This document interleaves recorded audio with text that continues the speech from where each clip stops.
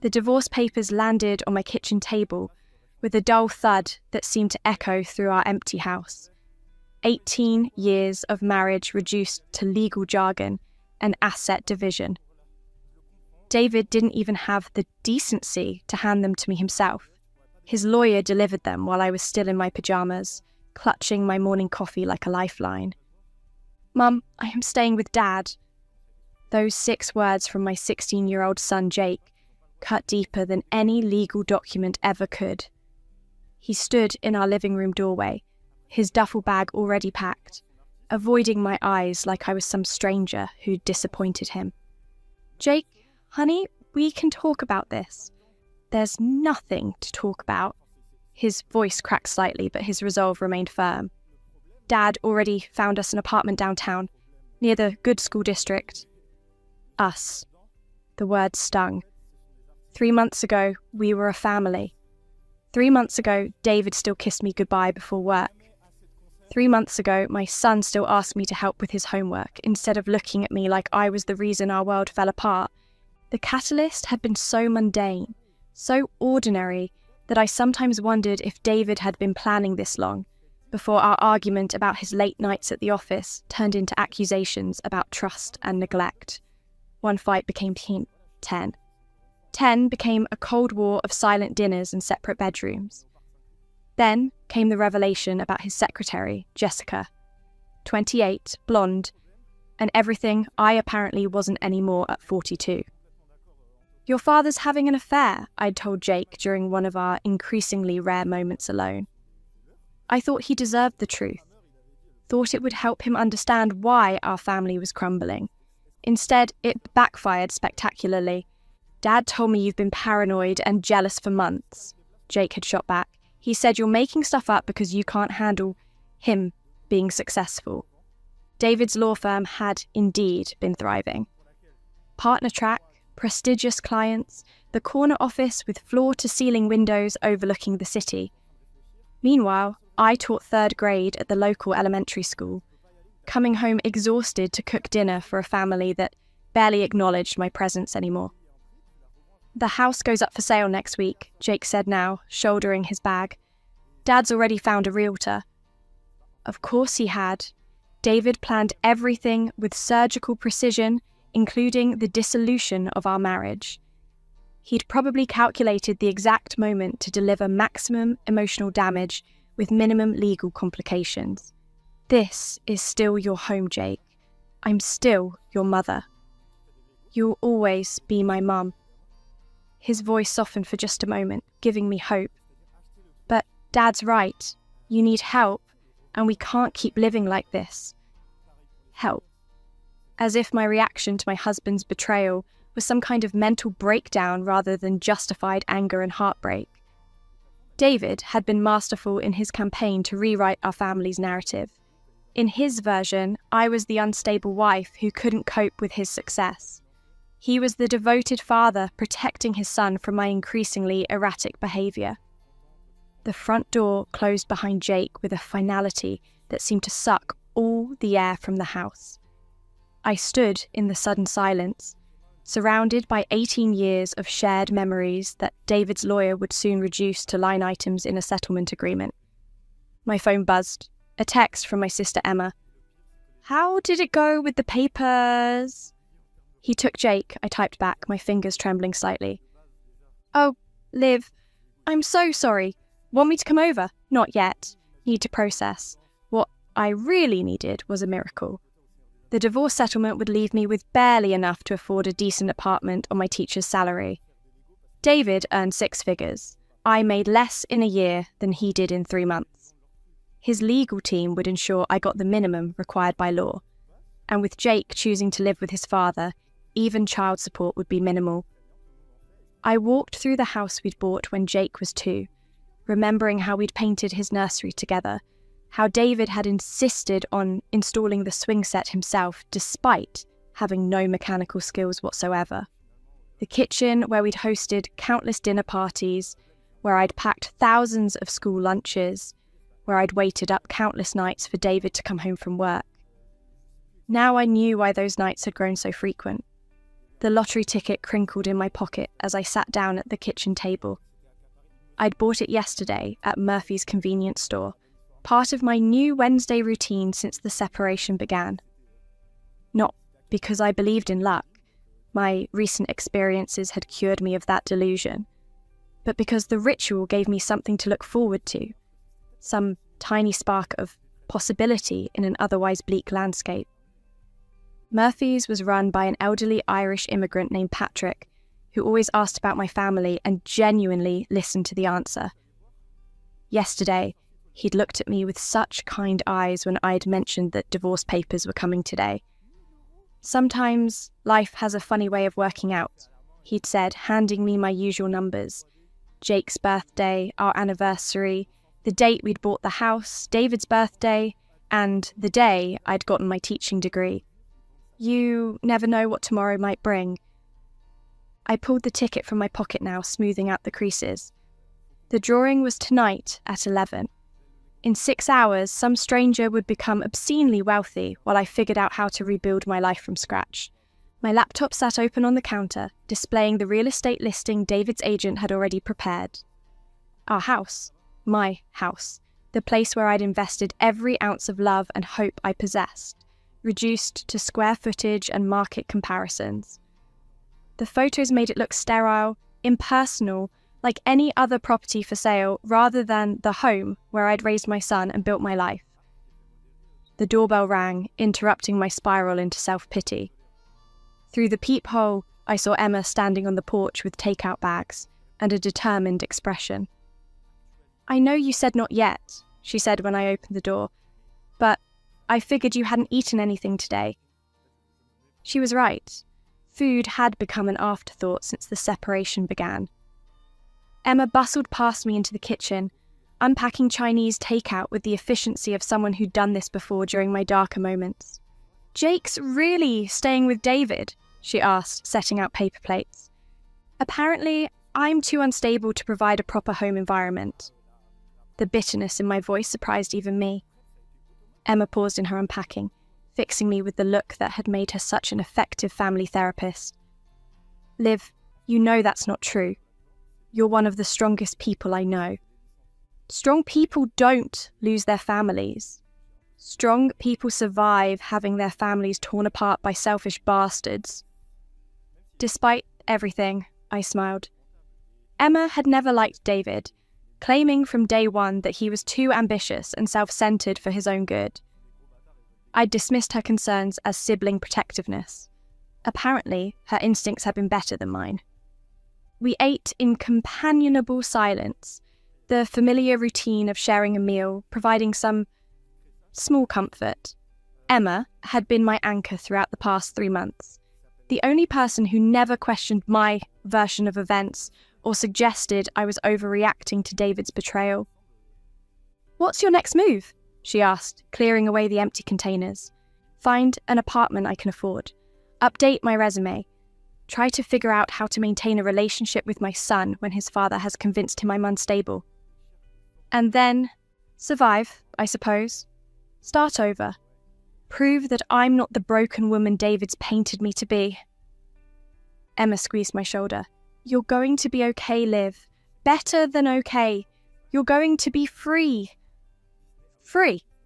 The word felt foreign after 18 years of marriage, of defining myself in relation to David's needs and ambitions. I'd forgotten who Olivia was before she became David's wife and Jake's mother. After Emma left, I found myself back at the kitchen table with the lottery ticket. The numbers blurred together as exhaustion finally caught up with me. In a few hours, the drawing would happen, and tomorrow I'd throw away another worthless piece of paper. But tonight, for just a little while longer, I could pretend that miracles were possible. The house settled around me, with the familiar creaks and sighs of old wood and shifting foundations. Soon, these sounds would belong to someone else. Soon, everything I'd built would be dismantled and divided, reduced to legal documents and moving boxes. But not tonight. Tonight, I still had hope. I woke at 3:17 a.m. to my phone buzzing insistently on the nightstand. The caller ID showed a number I didn't recognise, and for a terrifying moment, I thought something had happened to Jake. Mrs. Olivia Reynolds? Yes. Who is this? This is Jennifer Walsh from the State Lottery Commission. Ma'am, I need to verify some information with you regarding ticket number 47, 829 55031 88244. My heart stopped. The lottery ticket sat on my nightstand, where I'd placed it before falling into an exhausted sleep, still unscratched despite the drawing having ended hours ago. What about it? Ma'am, according to our records, that ticket matches all 6 numbers for last night's Mega Millions drawing. The jackpot amount is $1.2 billion. The phone slipped from my hand, clattering onto the hardwood floor. This had to be a mistake, some cruel joke or scam targeting vulnerable divorced women. But when I scrambled to pick up the phone, Jennifer Walsh was still there, patiently waiting. I'm sorry, could you repeat that? Your ticket is the sole winner of the $1.2 billion Mega Millions jackpot.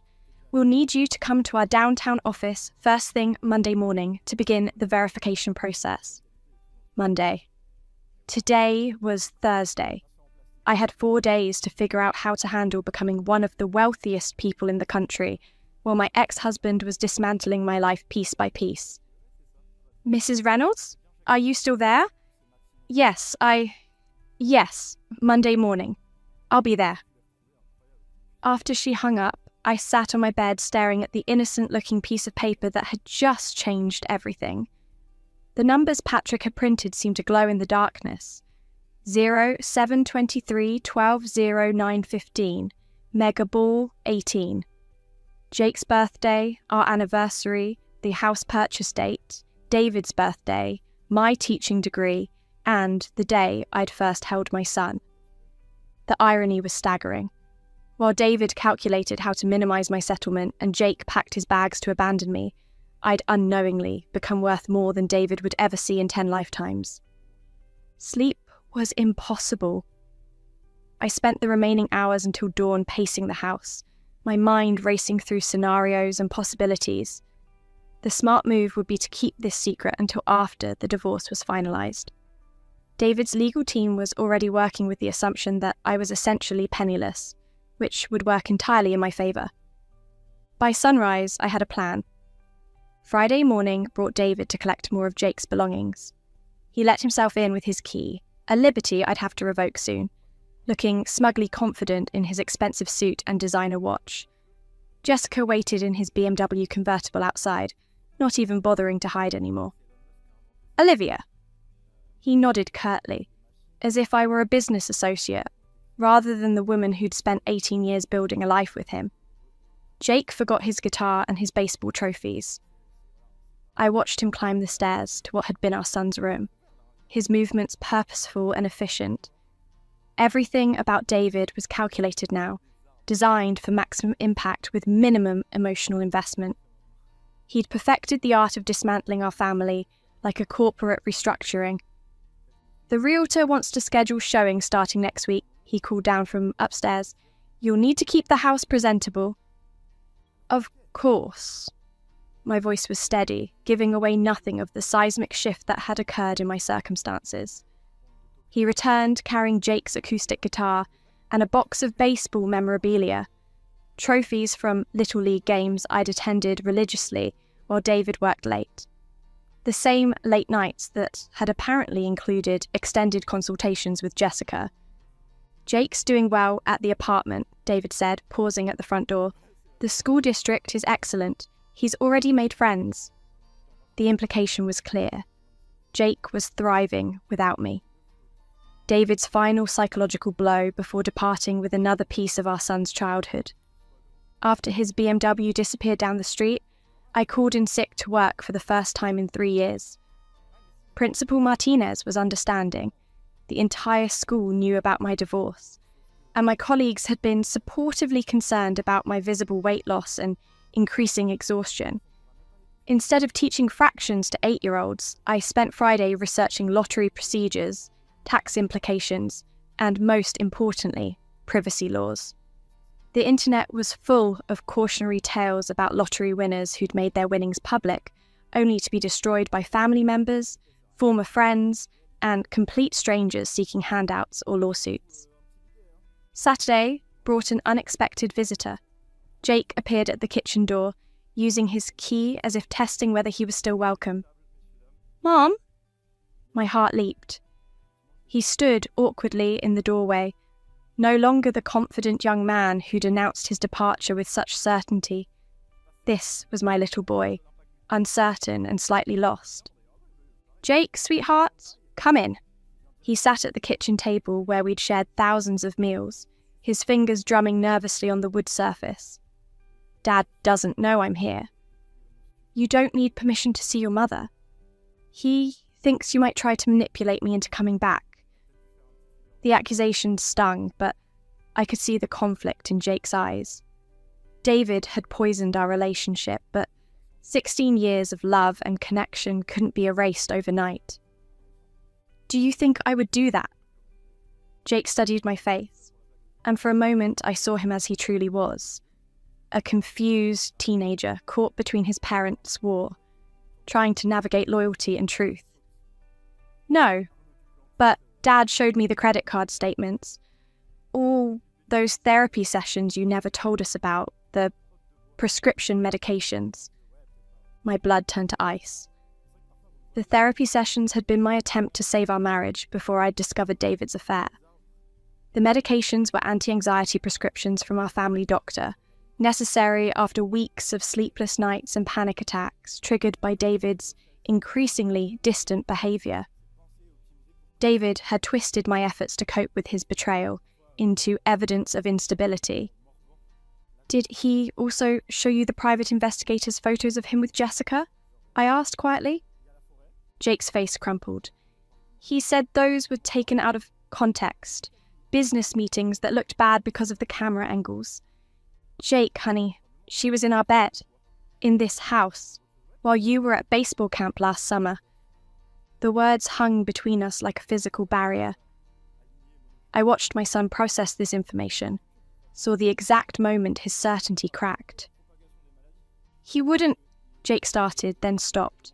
The doubt was finally there, small but growing. "I have proof," I said gently, "not just photos, hotel receipts, text messages, credit card charges. Your father is very smart, but he got careless." Jake put his head in his hands. "Why didn't you show me this before?" "Because you're 16, and you shouldn't have to choose sides based on your father's infidelity. But I won't let him destroy my reputation to make his betrayal easier to live with." We sat in silence for several minutes. Finally, Jake looked up with red-rimmed eyes. "Can I see the evidence?" I showed him everything: the investigator's report, the hotel receipts from nights David claimed to be working late, the text messages I'd recovered from our shared cloud account before David thought to delete them. Jake read it all with the methodical focus he'd inherited from his father, building a case from facts rather than emotions. "Mum, I am so sorry." His voice broke completely now. "I believed him. I thought you were having some kind of breakdown, and he was just trying to protect me." "You don't need to apologise for loving your father, Jake. He manipulated both of us." "But I chose him over you. I left you alone when you needed me most." I reached across the table and took his hand. "You're here now. That's what matters." Jake squeezed my fingers. "I want to come home, Mum. I want to live here with you." "Are you sure? This won't be easy. Your father will fight this, and things are going to get much more complicated before they get better." "I'm sure." Jake's voice grew stronger, more determined. "Dad lied to me about everything. About you, about Jessica, about why our family fell apart. I can't trust him anymore." As we talked through the logistics of Jake moving back home, I marvelled at the timing. My son was returning just as I'd gained the resources to give him everything David had promised: the best schools, unlimited opportunities, a secure future. But more importantly, he was choosing truth over manipulation, love over lies.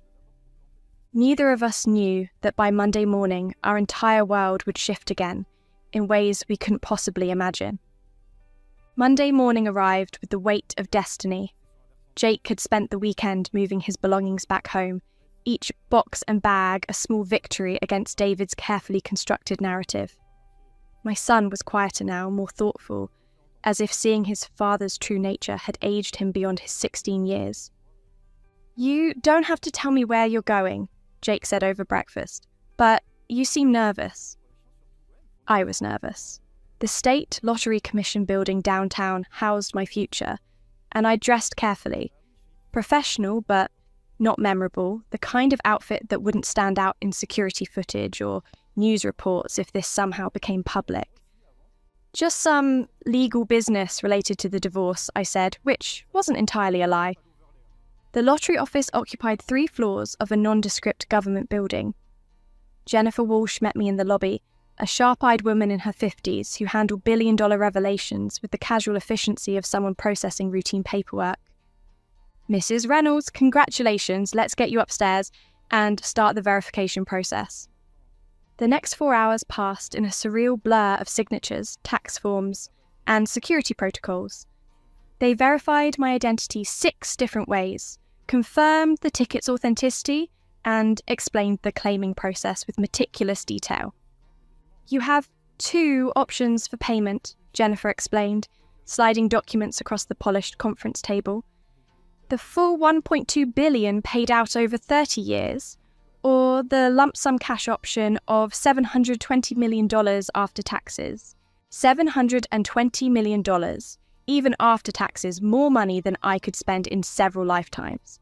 Enough to buy David's entire law firm and shut it down for sport." "The lump sum," I said without hesitation, "and I want to claim anonymously." "Smart choice. We can establish a trust to claim the prize, keeping your name out of public records. Our legal team will handle the paperwork." By Tuesday afternoon, I was officially worth more than most small countries' GDP. The trust, Reynolds Family Holdings, existed as a legal entity separate from my personal identity, protecting both my privacy and my assets from David's inevitable attempts to claim a portion. Wednesday brought David's first counterstrike. His lawyer, a ruthless woman named Victoria Sterling, filed emergency motions claiming I was manipulating Jake and violating the custody arrangements by allowing him to move back home without formal approval. I sat in my attorney's office, a modest family law practice I'd chosen specifically because David would never imagine I could afford better representation, listening to Gerald Thompson explain David's latest maneuver. "He's requesting immediate supervised visitation only," Gerald said, his voice heavy with concern. "Claims you're exhibiting erratic behaviour and potentially dangerous instability." Based on what evidence? Apparently, Jake missed several days of school last week to help his unstable mother pack belongings. Gerald adjusted his glasses, clearly uncomfortable delivering such ridiculous accusations. "David's also claiming you've been making wild threats about destroying his career and taking everything he owns." I almost laughed. If David only knew how literally accurate those threats had become. "What are our options?" "Limited, I'm afraid. David's firm has resources we simply can't match. Sterling's already filed 15 motions designed to drain your financial resources and force a quick settlement." Gerald was a kind man, but he was fighting David's legal army with the equivalent of a pocket knife. It was time to level the playing field. "Gerald, I need to discuss changing our legal strategy." "Mrs. Reynolds, I understand you're frustrated, but we're doing everything possible within your budget constraints." My budget has changed. That afternoon, I walked into the offices of Blackstone and Associates, the most prestigious family law firm in the state. Their gleaming marble lobby and museum-quality artwork announced exactly what kind of clients they represented, the kind who could afford to win regardless of the cost. "Mrs. Reynolds to see Miss Blackstone," I told the receptionist, who looked momentarily confused. I didn't fit the profile of their usual clientele. Amanda Blackstone was a legend, the lawyer other lawyers hired when their own marriages imploded. She'd handled divorces for tech billionaires, Hollywood executives, and politicians whose names appeared in history books. Her reputation for destroying overconfident husbands was matched only by her retainer fees. "Mrs. Reynolds, I understand you're interested in our services." Amanda's office overlooked the city from the 42nd floor, and she carried herself with the confidence of someone who'd never lost a case that mattered. "I should mention up front that our retainer is typically beyond the reach of public school teachers facing divorce. I'm prepared to pay whatever it costs." Amanda raised an eyebrow. "Our retainer for high-conflict custody cases starts at $500,000. I wrote the check without hesitation, watching Amanda's expression shift from polite skepticism to sharp interest. "Mrs. Reynolds, perhaps we should discuss your situation in more detail." I told her everything. David's affair, his manipulation of Jake, the fabricated claims about my mental state, and his systematic campaign to destroy my credibility. What I didn't tell her was the source of my newfound financial resources. "Your husband has made a critical error," Amanda said after reviewing Gerald's files. "He's overplayed his hand. These accusations of instability are easily disproven, and his documentation of your therapy sessions actually supports our case." "How so?" "They demonstrate you were actively seeking help to save your marriage while he was cheating. That's the behaviour of a responsible adult, not someone having a breakdown." By Thursday, Amanda had filed our counter-motion, a devastating 50-page document that systematically dismantled every accusation David's team had made, while introducing evidence of his affair, financial improprieties, and attempts to manipulate Jake against me. Friday brought David's panicked phone call. "Olivia, what the hell do you think you're doing?" I could hear the stress fractures in his voice. Amanda Blackstone's reputation preceded her, and David was smart enough to recognise when he'd been outmanoeuvred. "I'm protecting my son and my reputation from your lies." "You can't afford Blackstone." "Where did you get the money?" "That's not your concern anymore." "Olivia, be reasonable. We can work this out without destroying each other in court." For the first time since this nightmare began, David sounded genuinely worried. Amanda's filing had included financial discovery requests that would expose every detail of his business dealings, including some creative accounting practices that wouldn't survive scrutiny. "You should have thought about that before you decided to paint me as an unstable ex-wife for your own convenience." "I never meant..." "Look, maybe we can revisit the custody arrangement. Jake can live with you during the school year." Too little, too late. David was offering concessions from a position of weakness, trying to minimize damage rather than doing what was right. "My lawyer will be in touch," I said, and hung up. That evening, Jake found me on the back porch, watching the sunset paint our garden golden. Our garden. David had never shown the slightest interest in the flowers and vegetables I'd cultivated over the years. "Dad called me," Jake said, settling into the chair beside me. He sounded different. Scared, maybe. He's realizing that actions have consequences. "Mom, where did you get the money for Amanda Blackstone? Everyone at school knows who she is. Her daughter goes there." I looked at my son, this young man who'd inherited David's intelligence, but my moral compass. Soon, very soon, I'd tell him everything, but not quite yet. "Sometimes, Jake, the universe provides exactly what you need exactly when you need it." That sounds like something Grandma used to say. She was a wise woman. As darkness settled over our home, I felt the first stirrings of true peace since this ordeal began. David's carefully constructed world was about to crumble, and he had no idea that his worst nightmare was just getting started. The courthouse steps gleamed in the morning sun as I arrived for our final hearing. 3 weeks had passed since Amanda Blackstone unleashed her legal tsunami, and David's world had been systematically dismantled piece by piece. His law firm was under investigation for the financial irregularities Amanda's team had uncovered. Jessica had been terminated and was facing her own legal troubles for embezzling client funds, something David had apparently known about and covered up. But David still didn't know about the lottery. Inside the courtroom, he sat with Victoria Sterling, both looking like generals who'd just realised they were fighting with wooden swords against a nuclear arsenal. David's once immaculate appearance showed cracks. His expensive suit couldn't hide the weight, lost the dark circles under his eyes, or the way his hands trembled slightly when he thought no one was watching. Jake squeezed my hand as we took our seats. My son had grown up considerably in the past month, learning hard truths about the man he'd idolised. But Jake was resilient, and watching him choose integrity over comfort had filled me with pride that no amount of money could match. All rise for the Honourable Judge Patricia Morrison. Judge Morrison was known for her no-nonsense approach to family law and her particular distaste for manipulative tactics.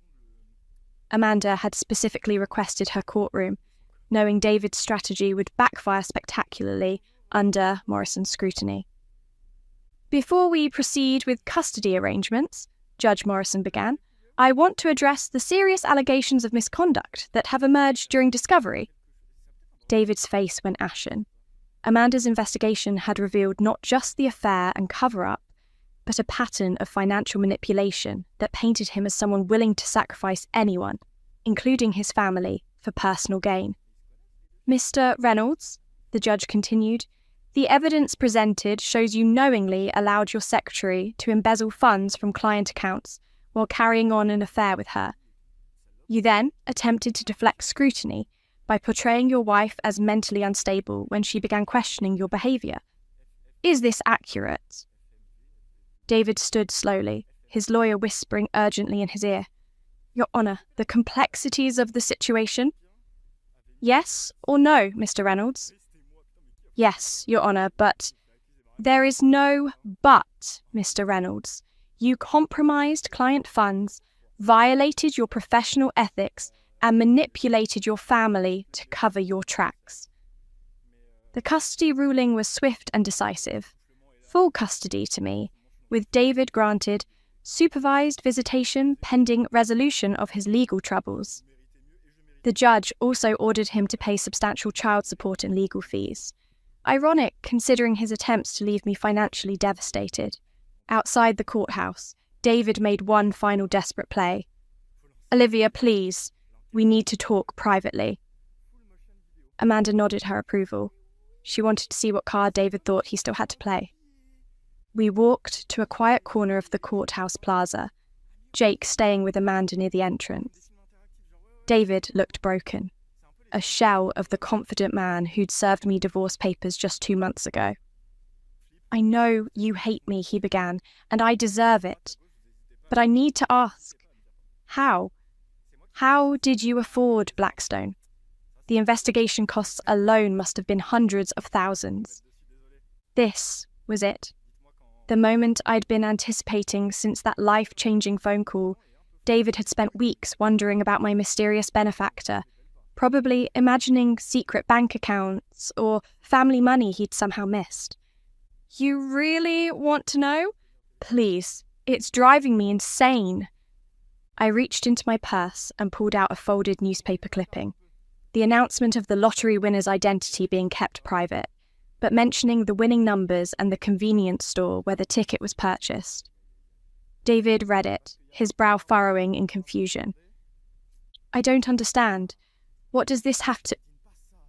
His voice cut off abruptly as the numbers registered. The dates he knew by heart, Jake's birthday, our anniversary, the day we bought our house, his own birthday. His face went completely white. No, that's impossible.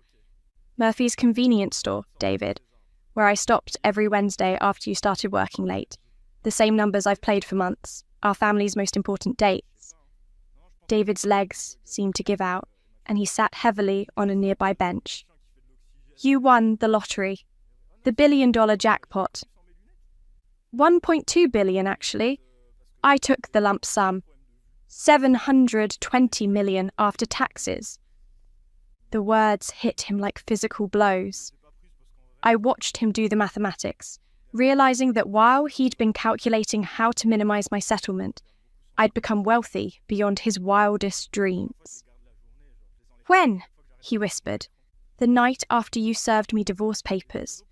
While you were celebrating with Jessica in your new apartment, I was lying awake wondering how I'd survive on my teacher's salary.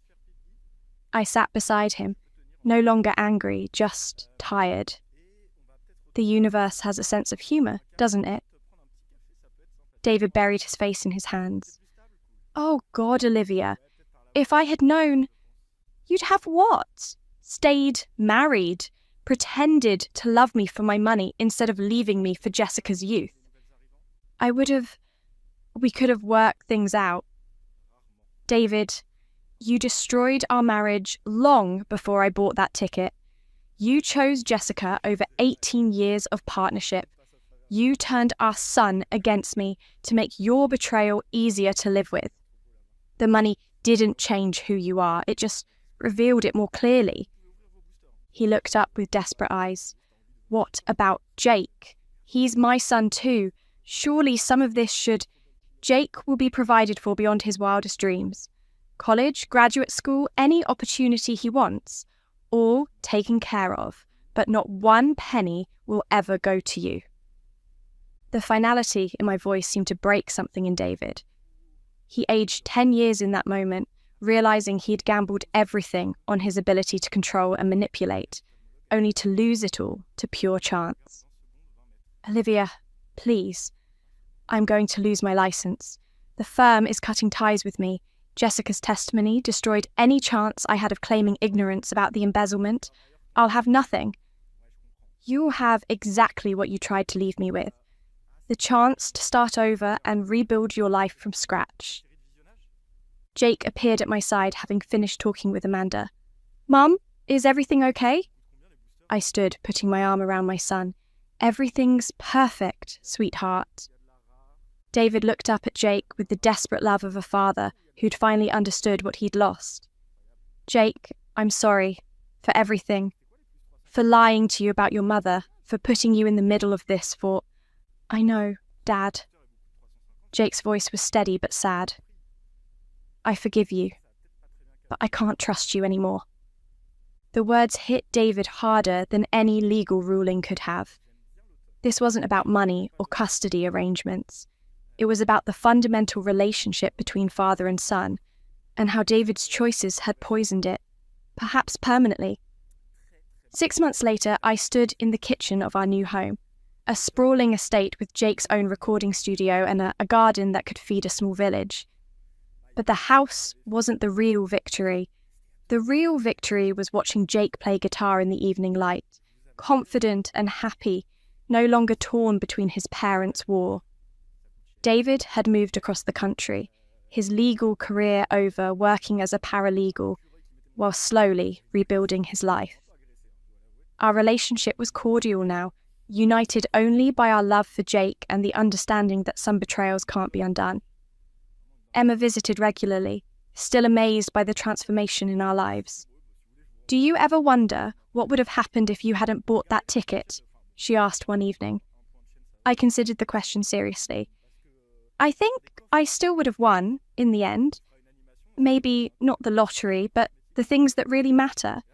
Jake came back to me because of who I am, not what I have. I would have found a way to rebuild our life. But this is better? This is justice, I said, watching Jake laugh with his friends by the pool. David calculated everything perfectly, except for the possibility that sometimes the universe has different plans. The lottery ticket that changed my life still sits framed in my study, a reminder that hope and perseverance can be rewarded in ways we never imagine. But the real treasure isn't the money. It's the knowledge that when everything was stripped away, when I was at my lowest point, I still had the strength to fight for what mattered most. And I won.